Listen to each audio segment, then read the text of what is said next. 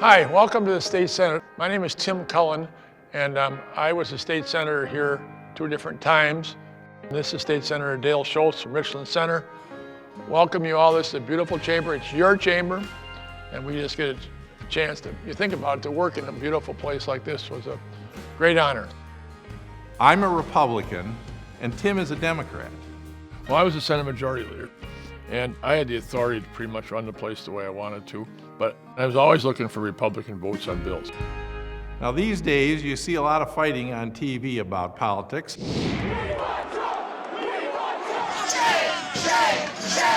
The two of us thought if we went around the state and talked to people and showed people how you could get things done together, it might just catch on.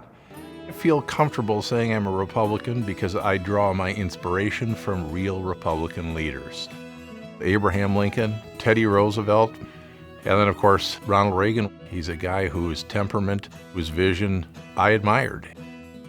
Welcome back to the Devil's Advocates Radio Show. I want to find out, is there such a thing as a post-partisan Wisconsin? Can Dems and Republicans and dogs and cats and libertarians all get along? I want to hear from you next. Sir, I always thought we were Midwest nice here, but that seems to have changed. This morning, we are introducing the budget repair bill, making fundamental reform changes in our wage and benefit structure, in our entitlement structure. Scott Walker, governor of Wisconsin, has proposed cutting benefits for government employees and, more importantly, curbing the power that unions have to strangle the state of Wisconsin with excessive financial demands in the future. There's a war brewing, folks. Newly elected Republican Governor Scott Walker is on a mission to destroy collective bargaining rights for all of Wisconsin's public employees. I understand you feel sort of on an island by yourself right now because you are a Republican, but you're going against the grain. You actually want to compromise.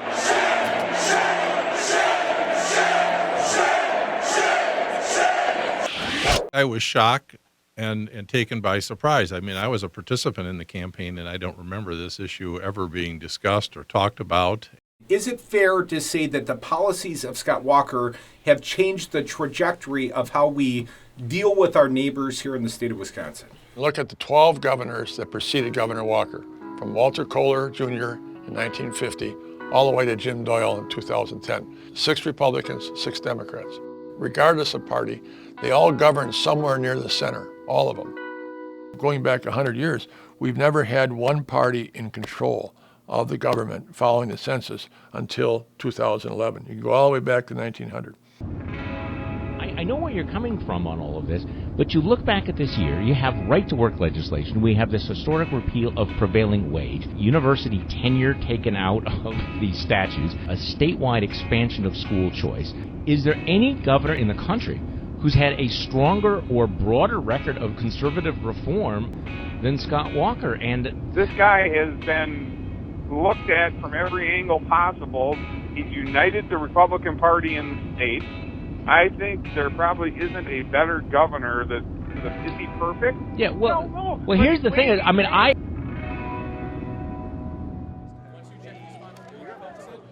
The man who makes the engine go, your host, Charlie Sykes.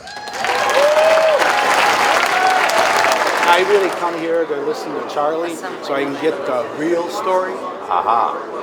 Talk radio. Talk radio. Talk radio is important to hear the other side that the regular media doesn't quite show. Talk radio bludgeons people, that people get polarized. We shouldn't be surprised when the middle disappears. You like politics? Yeah. Is there an issue that really trips your trigger that you're interested in? Getting rid of the IRS. Think you're going to run for office someday? Maybe. No. He hasn't even broke your heart and told you that he's going to be a Democrat. Then we'll cut him off, and then he'll realize what it takes to find. Hey, welcome back to Inside 2016. Joining me now on stage, he needs no introduction, Milwaukee County Sheriff David Clark Jr. Thanks a lot. The American left, these anarchists, they know that their day is coming. This is the end of the Barack Obama administration, who has cleared the pathway for them to come up out of the sewers, and it's all-out war for them. There's no doubt about that. But we have to be willing to push back. I'm from the school that says if a fight's inevitable, hit first and hit hard. Sheriff Clark, thanks so much for joining me. I appreciate it very much.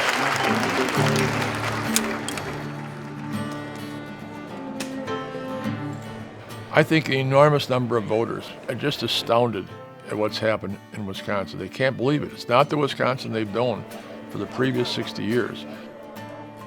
There's been a real effort to drive this state to the right, and it's been phenomenally successful. You know, obviously hunting and firearms in Wisconsin are major issues every election. You know I'm an NRA member. I have been for 35 years. Just personally, there's a lot of people out there that shouldn't be voting. That's my personal opinion, but I don't know what the NRA's opinion is. I'm a member of the NRA. Okay, so am I. But I take great pleasure in voting the opposite of what they tell me because they are so politicized. Every time a Democrat is up for election, and it doesn't matter at what level, they're going to take your guns away. We all own guns. I got a safe full of guns. So it's not going to happen. My biggest concern right now is this lack of compromise and the total unwillingness for the outlying sides to even have a discussion.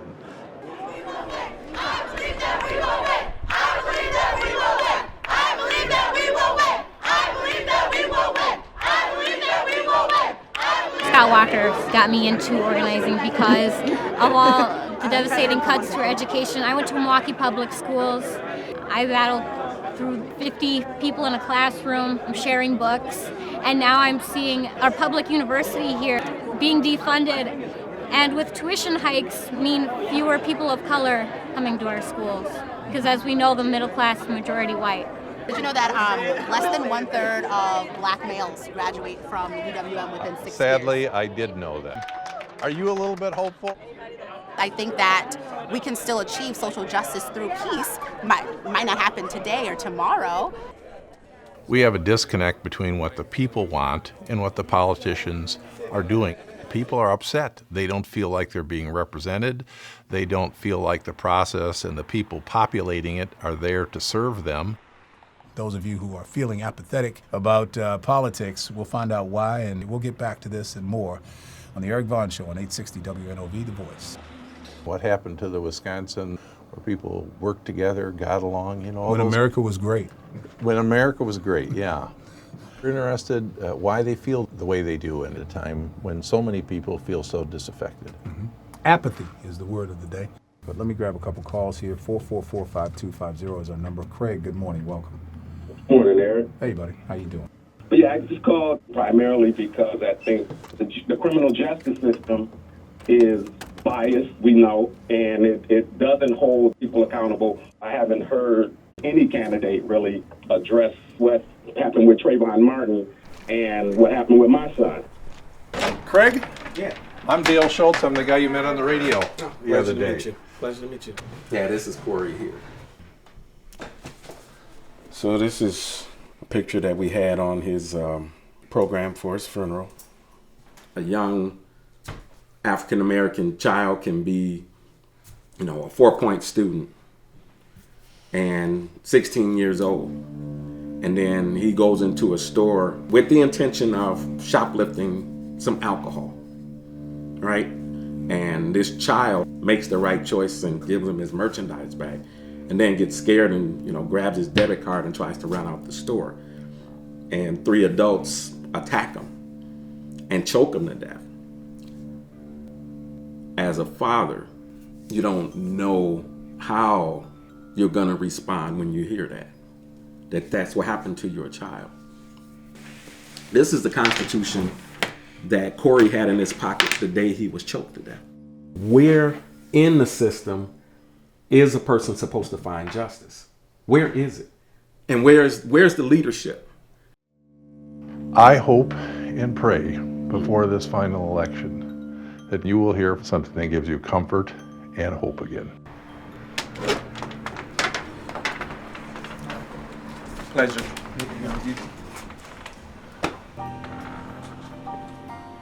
For 32 years, every single day I had an opportunity for leadership.